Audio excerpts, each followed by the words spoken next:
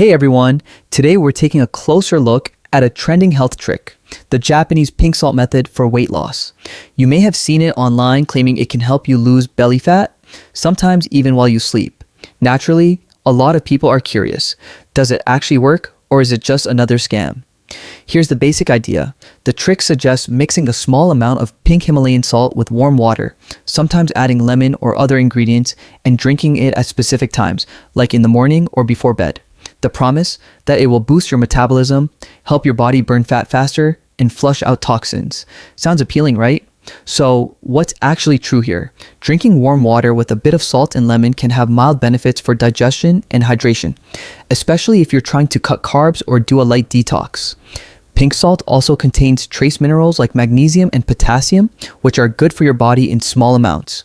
But when it comes to real fat burning or serious weight loss, there's no strong evidence to support these claims. Salt alone doesn't melt fat away, and most of these tricks are really just clever marketing. They often make it sound like a hidden secret from Japan or an ancient method, but the reality is it's usually designed to sell products or get clicks. There's also a potential downside. Drinking salty water regularly can actually be harmful.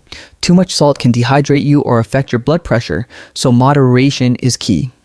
Using it lightly once in a while isn't dangerous, but it's not a magic weight loss solution. If you're serious about losing weight, the tried and true methods still work best. Eat a balanced diet, stay active, and get enough sleep. Those habits will always have more impact than any trendy shortcut. So the pink salt trick, it's safe in small doses, but don't expect miracles. Treat it as a fun experiment, not a solution. If you found this video helpful, don't forget to like and subscribe for more honest health and wellness tips. Drop a comment below and let me know if you've tried this trick or any other trending hacks. Thanks for watching, and I'll see you in the next video. Happy staying safe.